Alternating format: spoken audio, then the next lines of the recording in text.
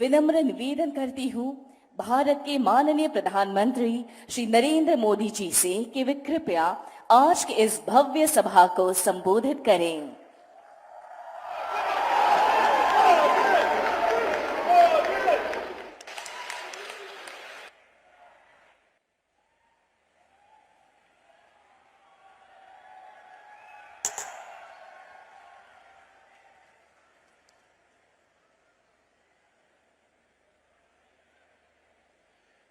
असम के गवर्नर श्रीमान गुलाबचंद कटारिया जी, मुख्यमंत्री श्रीमान हेमंता बिस्वा शर्मा जी, केंद्रीय मंत्रिमंडल के मेरे सहयोगी, देश के आरोग्य मंत्री मनसुख मांडविया जी, डॉक्टर भारती पवार जी, असम सरकार के मंत्री केशव महंता जी, यहां उपस्थित मेडिकल जगत के सभी महानुभाव, अन्य महानुभाव, अलग अलग स्थानों पर वीडियो कॉन्फ्रेंस से जुड़े हुए सभी महानुभाव और असम के मेरे प्यारे भाइयों और बहनों, मां कामाख्यार ये पवित्रो भूमिर पौरा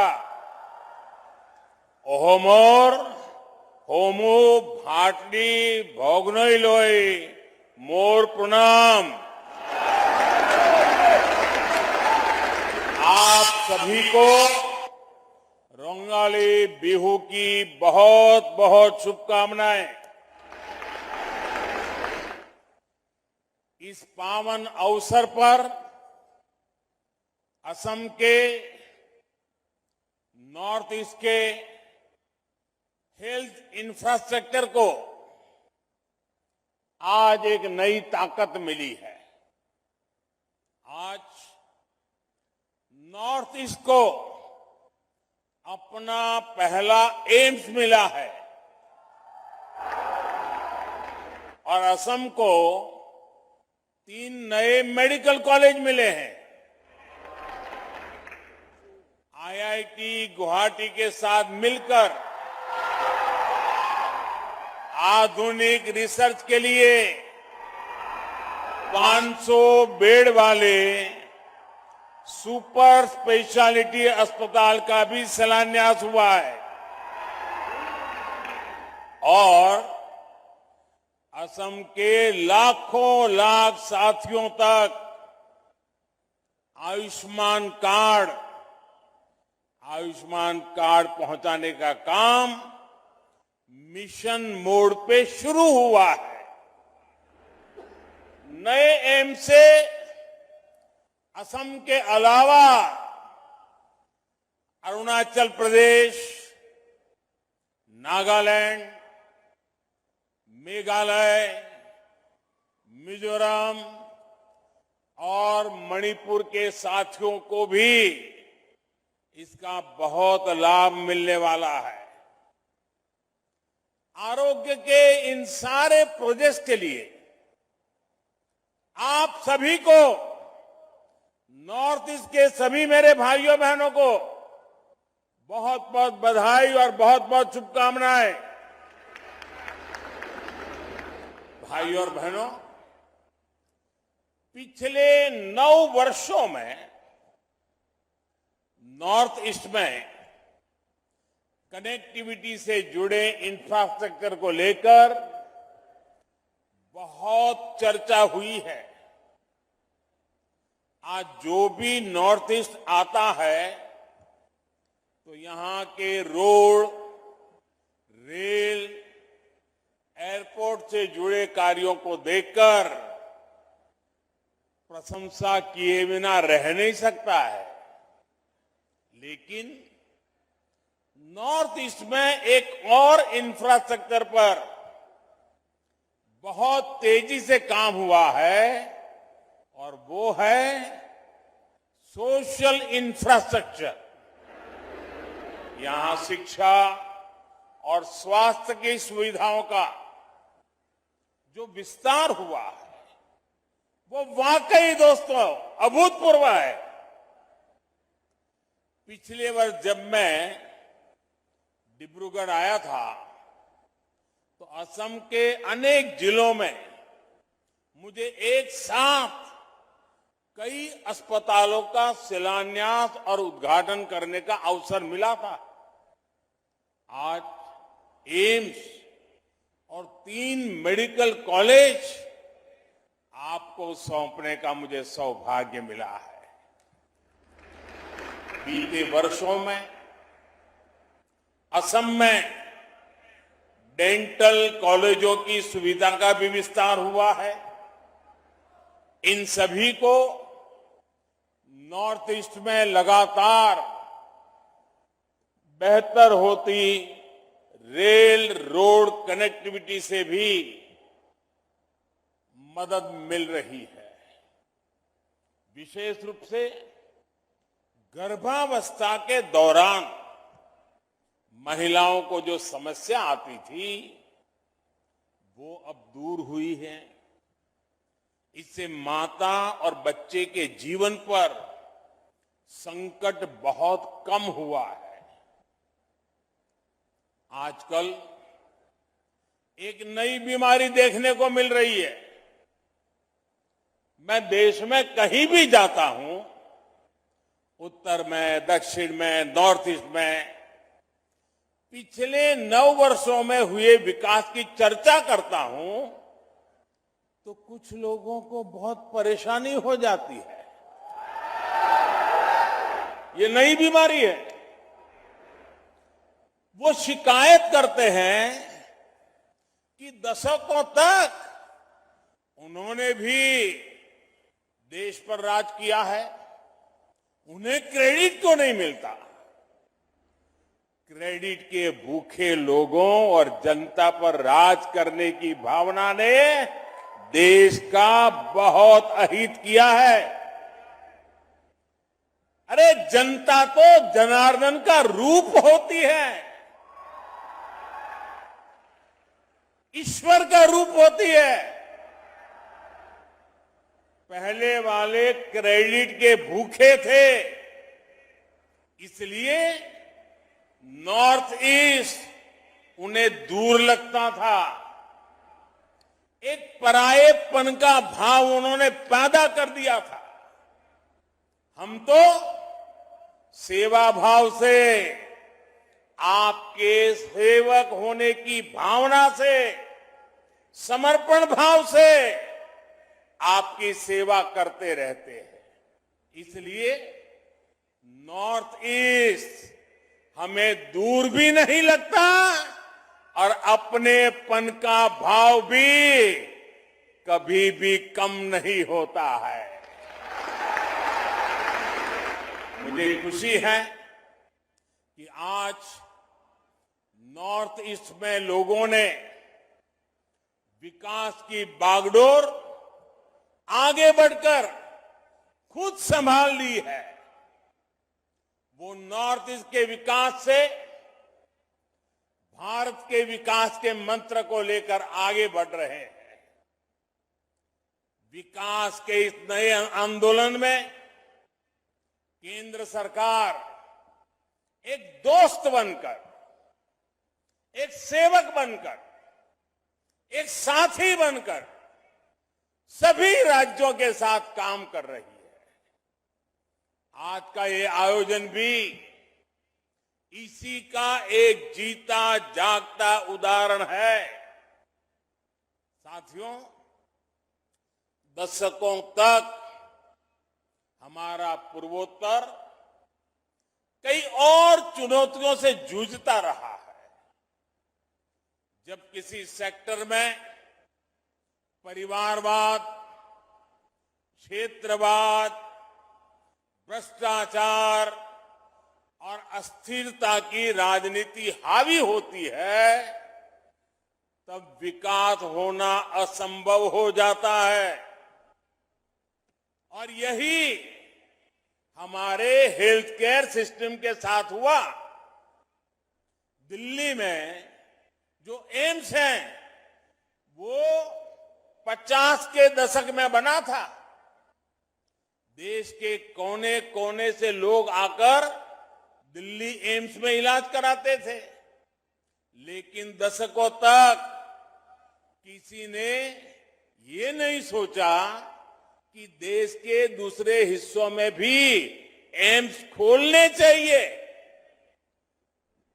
अटल जी की जब सरकार थी तो उन्होंने पहली बार इसके लिए प्रयास शुरू किए थे, लेकिन उनकी सरकार जाने के बाद फिर सबका ठप पड़ गया। जो एम्स खोले भी गए वहां व्यवस्थाएं खस्ता हाल ही रही। 2014 के बाद हमने इन सारी कमियों को दूर किया। हमने बीते वर्षों में 15 नए एम्स पर काम शुरू किया। 15। इनमें से अधिकतर में इलाज और पढ़ाई दोनों सुविधा शुरू हो चुकी है। एम्स गुवाहाटी भी इस बात का उदाहरण है कि हमारी सरकार जो संकल्प लेती है उसे सिद्ध करके भी दिखाती है। ये असम की जनता का प्यार है जो मुझे बार बार यहां खींच के ले आता है। शिलान्यास के समय भी आपके प्यार ने मुझे यहां बुला लिया और आज लोकार्पण के समय भी आपका प्यार बढ़ चढ़ करके, और वो भी बिहू के पवित्र समय, यहां मुझे आने का अवसर मिल गया। ये आपका प्यार ही है। साथियों, पहले की सरकारों की नीतियों की वजह से हमारे यहां डॉक्टरों और दूसरे मेडिकल प्रोफेशनल की बहुत कमी रही है। ये कमी भारत में क्वालिटी हेल्थ सर्विस के सामने बहुत बड़ी दीवार थी। इसलिए बीते 9 वर्षों में हमारी सरकार ने मेडिकल इंफ्रास्ट्रक्चर और मेडिकल प्रोफेशनल बढ़ाने पर बड़े स्तर पर काम किया है।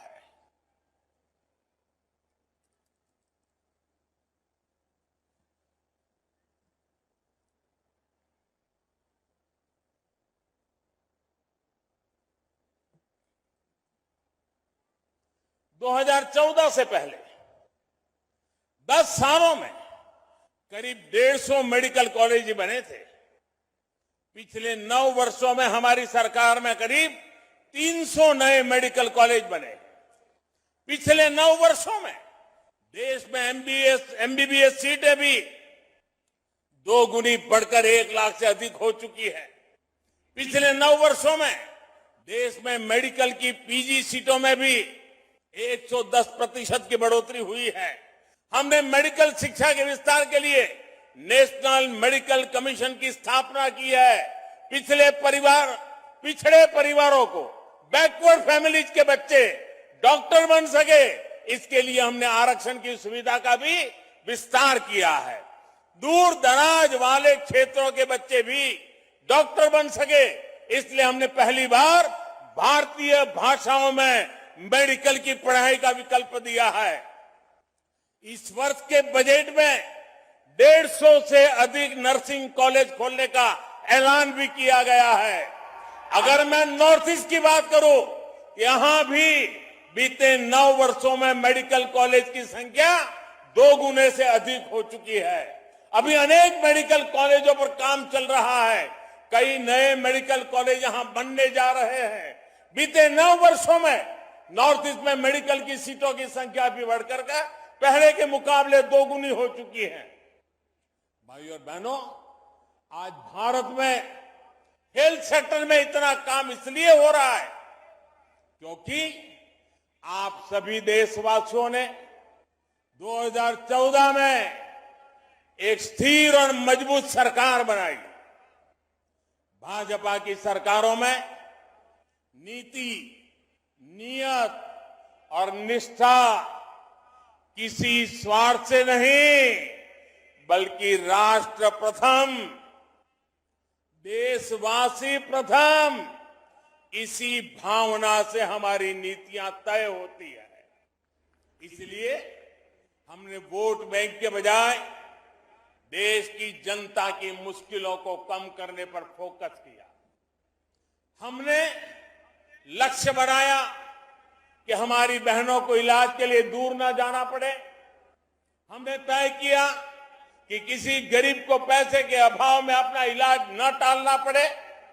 हमने प्रयास किया कि हमारे गरीब परिवारों को भी घर के पास ही बेहतर इलाज मिले। साथियों, मैं जानता हूं कि इलाज के लिए पैसे ना होना गरीब की कितनी बड़ी चिंता होती है। इसलिए हमारी सरकार ने 5 लाख रुपए तक का मुफ्त इलाज देने वाली आयुष्मान योजना शुरू की। मैं जानता हूं कि महंगी दवाइयों से गरीब और मध्यम वर्ग कितना परेशान होता है। इसलिए हमारी सरकार ने 9,000 से ज्यादा जन औषधि केंद्र खोले। इन केंद्रों पर सैकड़ों दवाइयां सस्ते में उपलब्ध कराई। मैं जानता हूं हार्ट के ऑपरेशन में, घुटने के ऑपरेशन में गरीब और मध्यम वर्ग का कितना ज्यादा खर्च हो रहा था। इसलिए हमारी सरकार ने स्टेंट की कीमतों को नियंत्रित किया, नी इम्प्लांट की कीमतों को नियंत्रित किया। मैं जानता हूं कि जब गरीब को डायलिसिस की जरूरत होती है तो वो कितना परेशान होता है। इसलिए हमारी सरकार ने हर जिले में मुफ्त डायलिसिस वाली योजना शुरू की। लाखों लोगों को इसका फायदा पहुंचाया। मैं जानता हूं गंभीर बीमारी का समय से पता लगना कितना जरूरी होता है। इसलिए हमारी सरकार ने देश भर में 1.5 लाख से ज्यादा हेल्थ और वेलनेस सेंटर खोले हैं। वहां जरूरी टेस्ट की सुविधा दी है। मैं जानता हूं कि टीबी की बीमारी कितने दशकों से गरीबों के लिए बहुत बड़ी चुनौती बनी हुई है। इसलिए हमारी सरकार ने प्रधानमंत्री टीबी मुक्त भारत योजना अभियान शुरू किया। हमने बाकी दुनिया से 5 वर्ष पहले ही भारत को टीबी से मुक्त करने का लक्ष्य रखा है। मैं जानता हूं कि बीमारी किस तरह गरीब और मध्यम वर्ग के परिवार को बर्बाद कर देती है। इसलिए हमारी सरकार ने प्रिवेंटिव हेल्थ केयर पर फोकस किया। बीमार हो ही नहीं, बीमारी आए ही नहीं, इस पर फोकस किया। योग, आयुर्वेद, फिट इंडिया अभियान चलाकर हमने लोगों की निरंतर सेहत के प्रति जागरूक किया है।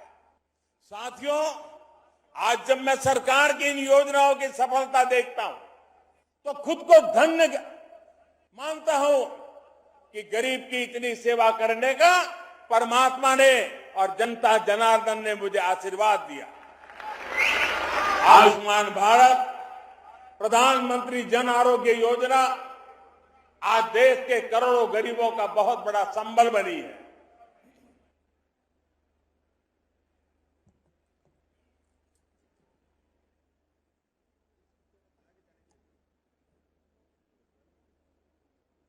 बीते वर्षों में आयुष्मान भारत योजना ने गरीबों के 80,000 करोड़ रुपए खर्च होने से बचाए हैं।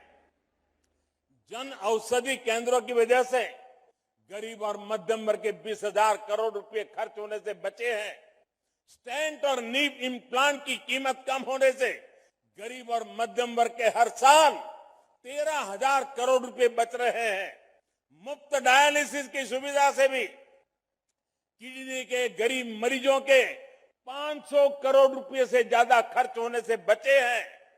आज यहां असम के करीब 1 करोड़ से भी ज्यादा नागरिकों को आयुष्मान भारत कार्ड देने का अभियान भी शुरू हुआ है। इस अभियान से असम के लोगों को बहुत बड़ी मदद मिलने वाली है, उनके पैसे बचने वाले हैं। साथियों, मैं अक्सर देश के कोने कोने में हमारी सरकार की योजनाओं के लाभार्थियों से मुलाकात करता रहता हूं। इसमें बहुत बड़ी संख्या में हमारी माताएं, बहनें, हमारे देश की बेटियां, हमारी महिलाएं शामिल होती हैं।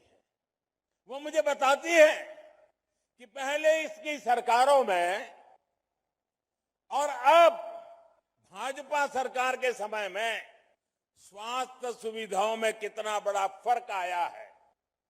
आप और हम ये जानते हैं कि जब स्वास्थ्य की बात होती है, इलाज की बात होती है, तो हमारे यहां महिलाएं अक्सर पीछे रह जाती हैं। हमारी माताओं बहनों को खुद को लगता है कि क्यों अपने इलाज पर घर का पैसा खर्च करवाएं, क्यों अपनी वजह से दूसरों को इतनी तकलीफ दें। संसाधनों की कमी की वजह से, आर्थिक तंगी की वजह से जिन हालातों में देश की करोड़ों महिलाएं रह रही थी, उसमें उनका स्वास्थ्य ही सबसे ज्यादा प्रभावित था। भाजपा के नेतृत्व वाली हमारी सरकार ने जो योजनाएं शुरू की, उसका बहुत बड़ा लाभ हमारी माताओं, बहनों को, महिलाओं की सेहत को हुआ है। स्वच्छ भारत अभियान के तहत बने करोड़ों शौचालय ने महिलाओं को बहुत सारी बीमारियों से बचाया है। उज्ज्वला योजना के तहत मिले गैस, उस गैस कनेक्शन से महिलाओं को जानलेवा धुएं से मुक्ति दिलाई है। जल जीवन मिशन के तहत हर घर जल आने से करोड़ों महिलाओं का पानी से होने वाली बीमारियों से बचाव हुआ है। मिशन इंद्रधनुष ने करोड़ों महिलाओं का मुफ्त टीकाकरण करके उन्हें गंभीर बीमारी से बचाया है। आयुष्मान भारत योजना ने महिलाओं को अस्पताल में 5 लाख रुपए तक के मुफ्त इलाज का भरोसा दिया है। प्रधानमंत्री मातृ वंदना योजना ने महिलाओं को गर्भावस्था के दौरान आर्थिक मदद दी है। राष्ट्रीय पोषण अभियान ने महिलाओं को पौष्टिक भोजन मुहैया कराने में मदद की है। जब सरकार संवेदनशील होती है, जब गरीब के प्रति सेवा की भावना होती है, तो ऐसे ही काम किया जाता है। साथियों, हमारी सरकार भारत के हेल्थ सेक्टर का 21वीं सदी की आवश्यकता के मुताबिक आधुनिकीकरण भी कर रही है। आज Ayushman Bharat digital health mission से देशवासियों को डिजिटल हेल्थ आईडी दी जा रही है। देश भर के अस्पतालों, हेल्थ प्रोफेशनल्स को एक प्लेटफॉर्म पर लाया जा रहा है। इससे एक क्लिक पर ही देश के नागरिक का पूरा हेल्थ रिकॉर्ड उपलब्ध हो जाएगा। इससे अस्पतालों में इलाज की सुविधा बढ़ेगी, सही डॉक्टर तक पहुंचना सरल होगा। मुझे खुशी है कि इस योजना के तहत अभी तक लगभग 38 करोड़ डिजिटल आईडी बनाई जा चुकी है। इसमें 2 लाख से अधिक हेल्थ फैसिलिटी और 1.5 लाख से अधिक हेल्थ प्रोफेशनल वेरीफाई हो चुके हैं। आज ई संजीवनी भी घर बैठे बैठे उपचार का पसंदीदा माध्यम बनती जा रही है। हम सुविधा का लाभ देश भर के 10 करोड़ साथी ले चुके हैं। इससे समय और पैसा दोनों की बचत सुनिश्चित हो रही है। भाइयों और बहनों, भारत के हेल्थ केयर सिस्टम में परिवर्तन का सबसे बड़ा आधार है सबका प्रयास। कोरोना के संकट काल में भी हमने सबका प्रयास की ताकत देखी है।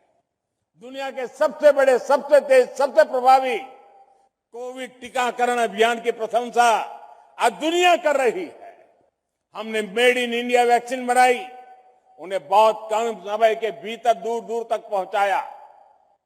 इसमें आशा वर्कर, आंगनवाड़ी कार्यकर्ता, प्राइमरी हेल्थ केयर वर्कर से लेकर फार्मास्यूटिकल सेक्टर तक के सारे साथी ने शानदार काम किया है। इतना बड़ा महायज्ञ तभी सफल होता है जब सबका प्रयास हो और सबका विश्वास हो। सबका प्रयास की भावना के साथ हमें आगे बढ़ना है। आइए सबका प्रयास से स्वस्थ भारत, समृद्ध भारत के मिशन को हम पूरी निष्ठा से आगे बढ़ाएं। एक बार फिर एम्स और मेडिकल कॉलेज के लिए असम के लोगों को मैं फिर एक बार बहुत बहुत बधाई देता हूं। और आपने जो प्यार दिखाया, इतनी बड़ी तादाद में आशीर्वाद देने आए, आपको प्रणाम करते हुए, आपका धन्यवाद करते हुए मेरी वाणी को विराम देता हूं।